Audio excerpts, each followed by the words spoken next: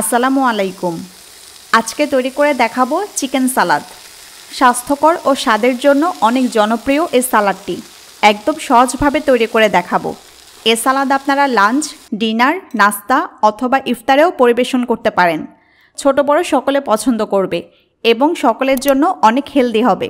তাহলে চলুন কথা না বাড়িয়ে পারফেক্টভাবে সালাদ তৈরির প্রসেসটি দেখিয়ে দিই। চিকেন সালাদ তৈরির জন্য প্রথমে আমি চিকেনটা প্রসেস করে নেব। সালাদ তৈরির জন্য আমি এখানে একটা মুরগির বুকের দুই পাশের অংশ নিয়েছি। এই অংশে মাংস বেশি থাকে এবং কোনো হাড় থাকে না, আর এই মাংসটা রান্নার সময় দ্রুত সেদ্ধ হয়। চিকেন সালাদ তৈরির জন্য আপনারা চেষ্টা করবেন মুরগির বুকের মাংসটা নিতে। তো এখন আমি মাংসের পিসগুলোতে দিয়ে দিচ্ছি সামান্য আদা বাটা, দিচ্ছি সামান্য রসুন বাটা, আর দিচ্ছি সামান্য লবণ। আদা, রসুন ও লবণ আমি হাফ চা চামচ করে দিয়েছি। সাথে দিচ্ছি অরিগ্যানো, এটা খুব সুন্দর ফ্লেভারফুল একটা মশলা, এটাও হাফ চা চামচের মতো দিচ্ছি। অরিগ্যানো পিৎজাতে বেশি ব্যবহার করা হয়, তবে আপনাদের হাতের কাছে অরিগ্যানো না থাকলে মিক্সড হার্বসও দিতে পারেন। অরিগ্যানো ও মিক্সড হার্বস যে কোনো বড় মুদি দোকান ও সুপার শপে পাবেন। এখন হাত দিয়ে মাংসের পিসে মশলাগুলো মেখে নিব। হাত দিয়ে দুইটা পিসে ভালোভাবে মেখে নিচ্ছি। চিকেন পিসগুলো ভালোভাবে মশলা দিয়ে মেখে তেলে ভাজবো। চিকেন পিস ভাজার জন্য একটা প্যানে অলিভ অয়েল দিয়ে দিচ্ছি, আর প্যানটা চুলার মিডিয়াম আঁচে রেখে গরম করছি। আমি অলিভ অয়েল দিয়ে চিকেনটা ভাজবো। আপনারা চাইলে অন্য যে কোনো রান্নার তেল দিয়ে চিকেনটা ভাজতে পারেন। 2 টেবিল চামচ অলিভ অয়েল দিয়ে দিলাম। আপনারা চাইলে তেল প্যানে ব্রাশ করেও নিতে পারেন। মিডিয়াম আঁচে তেল গরম করে মশলা মাখানো চিকেন দিয়ে দিব। চিকেন দিয়ে চুলা মিডিয়াম থেকে লো করে দিব। চুলার আঁচ বেশি থাকলে চিকেন পিসগুলো পুড়ে যেতে পারে। চুলা লো করে ঢাকনা দিয়ে দিব। 10 মিনিট চিকেন ঢাকনা দিয়ে রান্না করছি। এখন ঢাকনা তুলে চিকেন পিসগুলো উল্টে দিব। আগেই বলেছি মুরগির বুকের মাংস সেদ্ধ হতে বেশি টাইম লাগে না, আর অবশ্যই ঢাকনা দিয়ে রাখতে হবে, এতে আরও দ্রুত সেদ্ধ হবে। 10 মিনিট পর পিসগুলো উল্টে দিয়ে আবারও আমি ঢাকনা দিয়ে দেব। চুলার আঁচ লোতেই থাকবে।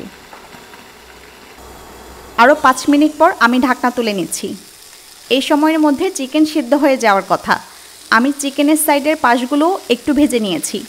আরও 1-2 মিনিটের মতো সাইডের পাশগুলো ভেজে নিলেই হবে। এরপর চুলা অফ করে দেব এবং চিকেন পিসগুলো নামিয়ে ঠান্ডা করে নেব। এখন সালাদের জন্য গার্নিশ তৈরি করব। সেজন্য একটা বাটিতে আমি নিয়ে নিচ্ছি 1/4 কাপ টক দই, সাথে দিচ্ছি 2 টেবিল চামচ লেবুর রস,